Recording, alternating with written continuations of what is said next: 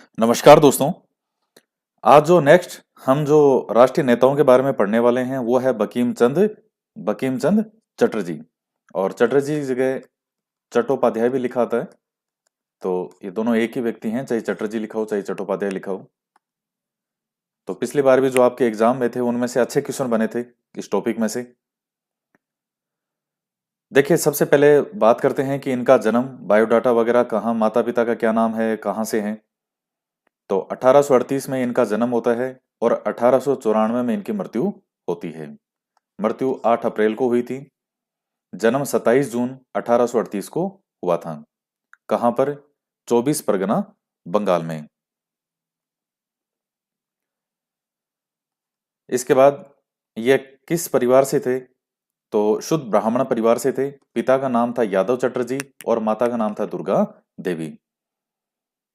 हालांकि जो date of birth वगैरह है ये चीजें ठीक है लिखते हैं, लेकिन सामान्यतः इनमें से नहीं पूछा जाता कि इनका जन्म कब हुआ था, मृत्यु कब हुई थी, माता का क्या नाम था, पिता का नाम था। ये चीजें एग्जामिनर नहीं पूछता। पूछने के लिए उसके पास दूसरी चीजें काफी है।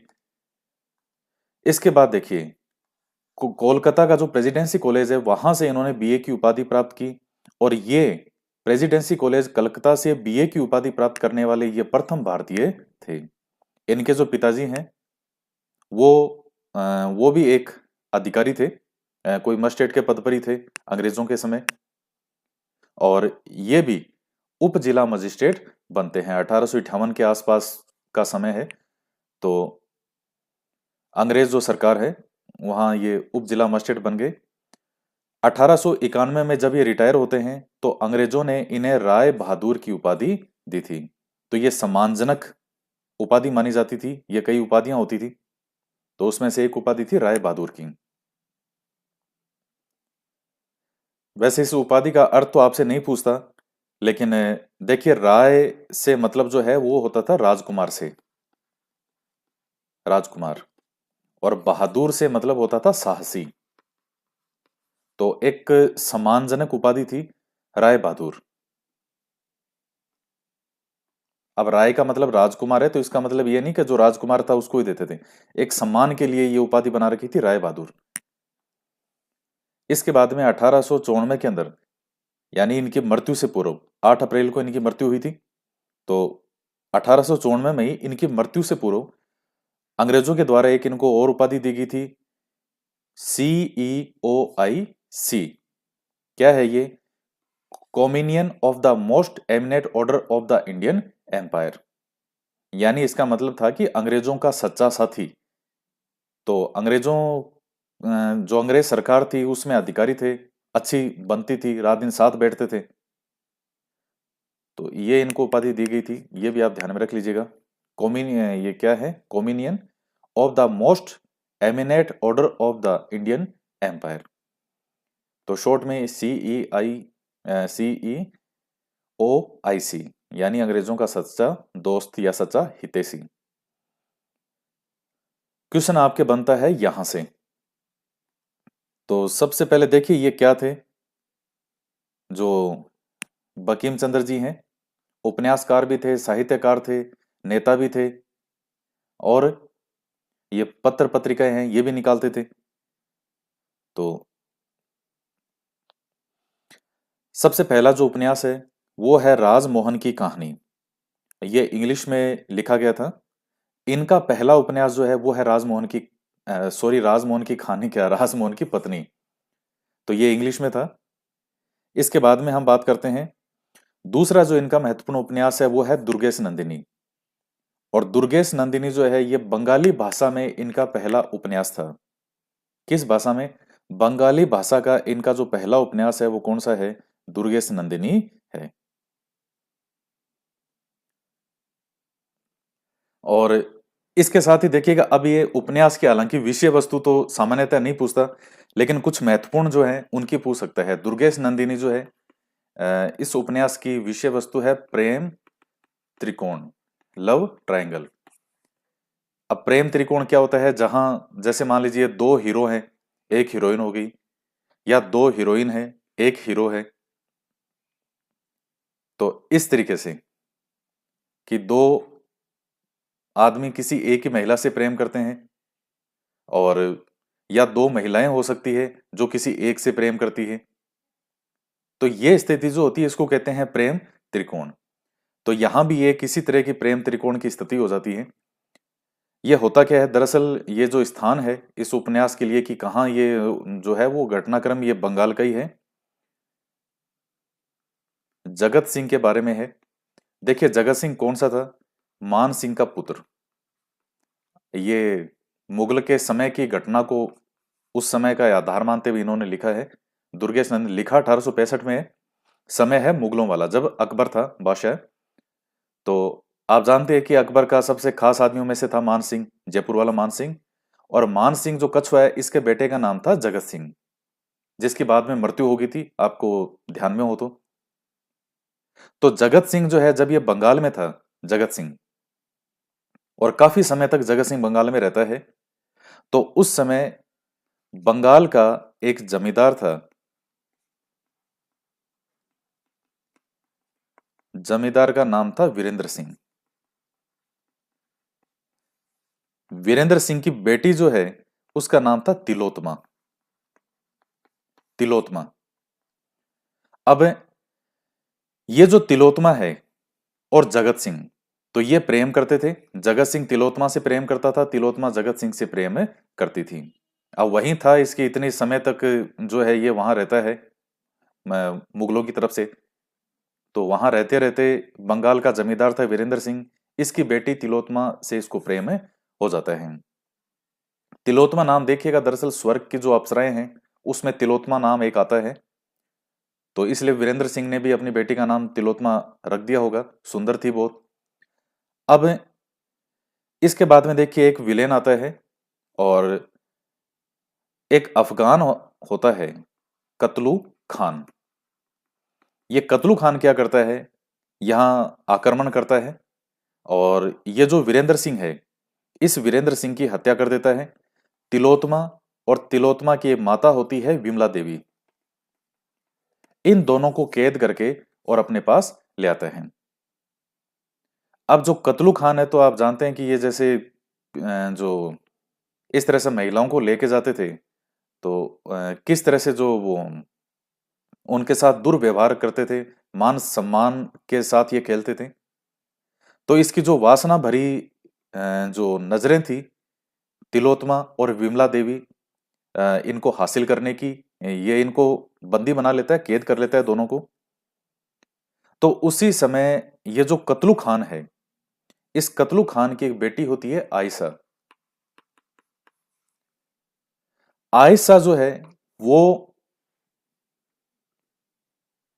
तो अब ये जो बेटी है आयशा, ये इस कतलू खान से इन दोनों को बचाती है, माँ बेटी को, विमला देवी और तिलोत्तमा। और इनको बचाने के दौरान आयशा जो है इस जगत सिंह से प्रेम करने लगती है, और जगत सिंह को विवाह के लिए बोलती भी है कि मैं इनको बचा तो रही थी लेकिन मैं तुमसे प्रेम कर बैठी।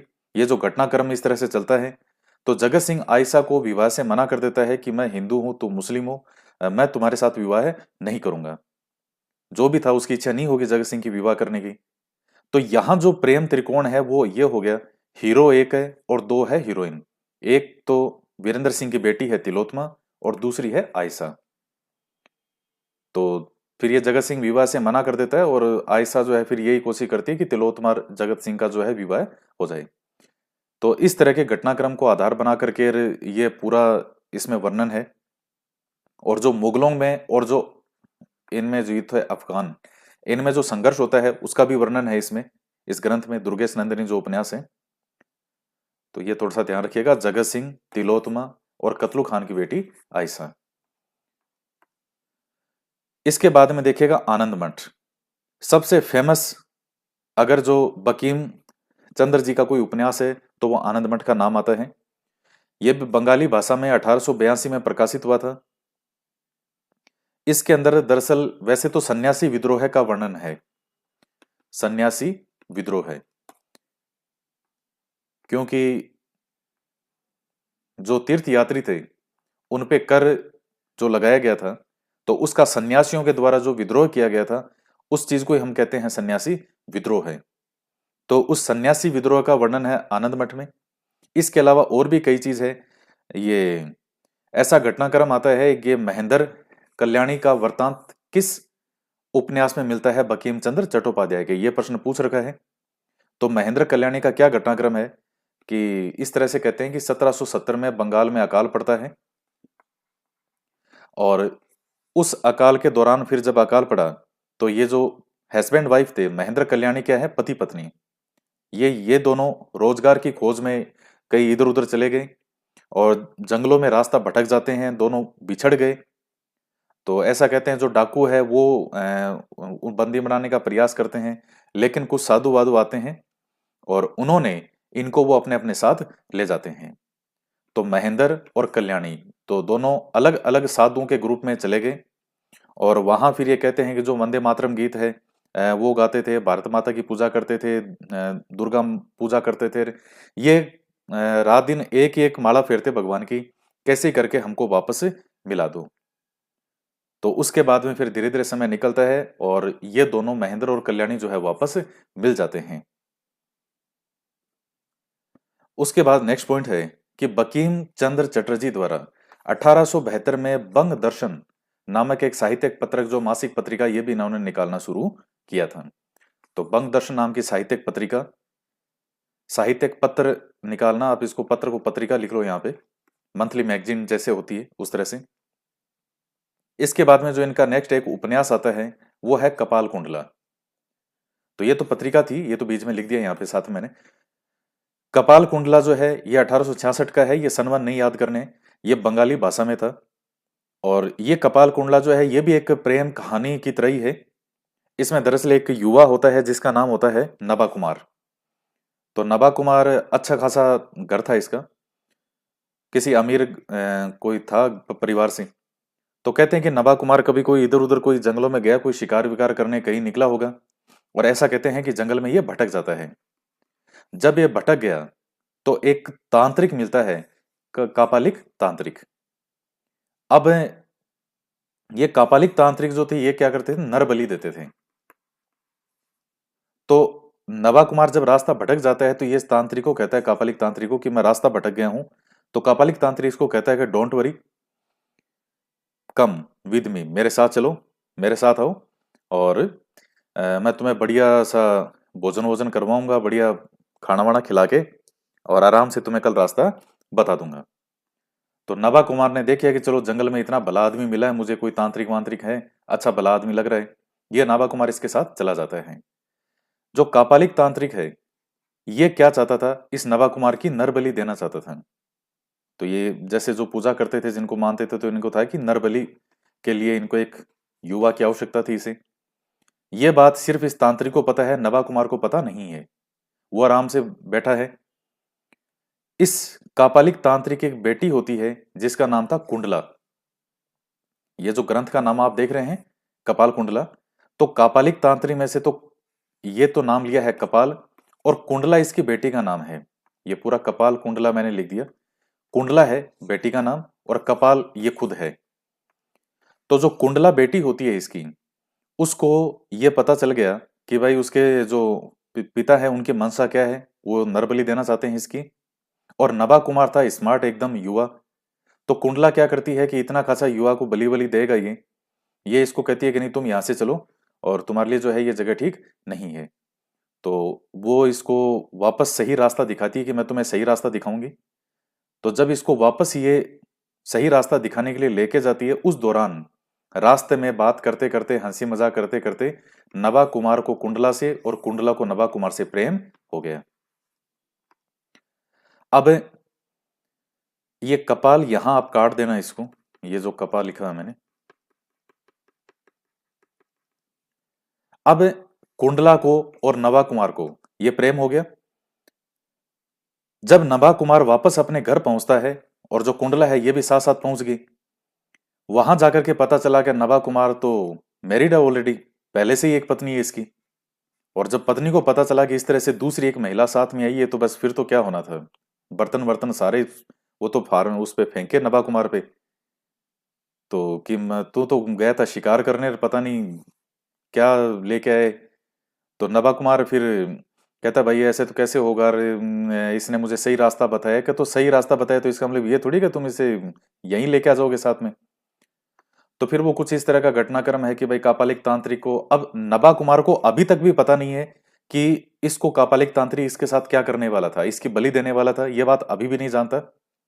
तो फिर नभा कुमार जो है वापस इस कुंडला को छोड़ने के लिए जाता है, और जब वापस छोड़ने के लिए गया, उस दौरान ये कुंडला इसको बताती है कि दरअसल जो इसका पिता था वो इसकी बलि देने वाला था और इसने इसकी जान बचाई थी।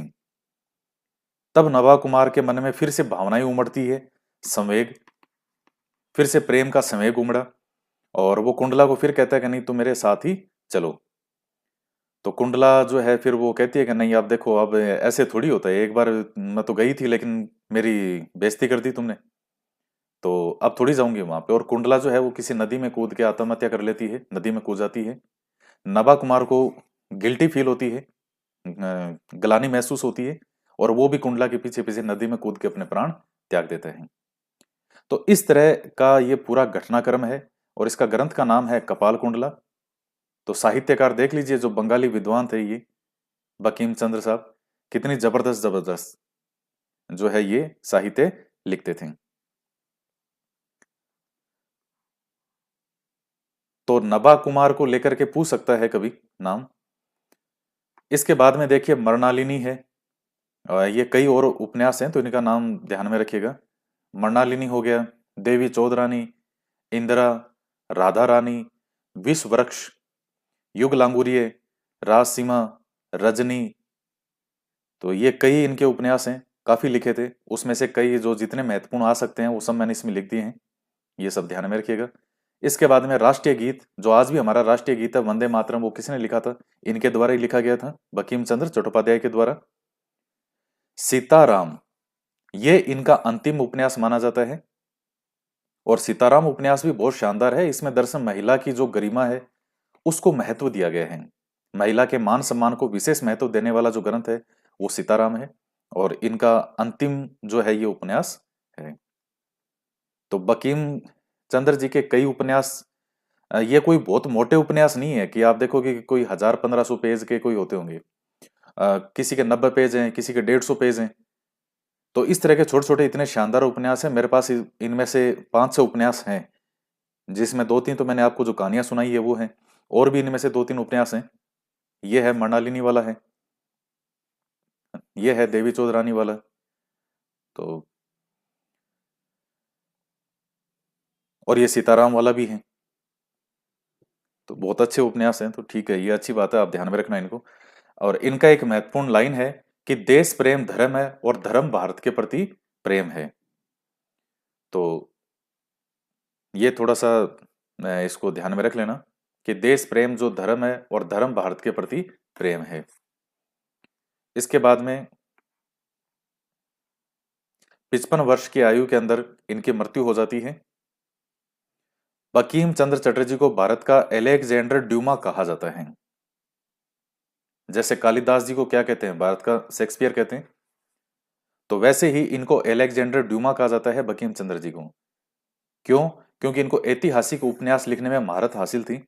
तो ये एलेक्जेंडर ड्यूमा कौन है? ये एलेक्जेंडर ड्यूमा जो है ये फ्रांस का एक बहुत प्रसिद्ध लेखक रहा है, और समय जो है वो भी इनके समकालीन ही है। बंकिम चंद्र चटर्जी का जो समय आता है तो लगभग आप समझ लीजिए वही 19वीं शताब्दी वाला समय है। तो जो एलेक्जेंडर ड्यूमा है उसको भी ये ऐतिहासिक टाइप उपन्यास लिखने में मजा आता था, उसको महारत हासिल थी इन चीजों में। तो उसी तरीके से जो बंकिम चंद्र चटर्जी हैं ये भी इस तरह के ऐतिहासिक उपन्यास लिखने में इनको महारत हासिल थी। तो भारत का अलेक्जेंडर ड्यूमा किसको कहते हैं? बंकिम चंद्र चटर्जी को। तो ये हो गए, और ये हैं बंकिम चंद्र चटर्जी। देखिए कितने शानदार उपन्यास लिखे हैं इन्होंने। ये देखिए कॉपी किताब ही साथ में ही रखते थे। ये जो इनकी ये डायरी सी दिख रही है आपको, यही लगभग साइज है जो इनके उपन्यास वगैरह है मेरे पास में। कोई ज्यादा बड़े बड़े वैसे नहीं है, छोटे छोटे उपन्यास हैं, बहुत शानदार शानदार। तो ये जो है हो गया कंप्लीट। तो मुझे आशा है कि जो आपको पढ़ाया है इसमें से आपके आ जाएगा, और आप इसी को बार बार रिवीजन करना। तो नेक्स्ट वीडियो में आगे और जो आपके नए महत्वपूर्ण राष्ट्रीय नेता हैं दूसरे, उनके बारे में हम पढ़ेंगे।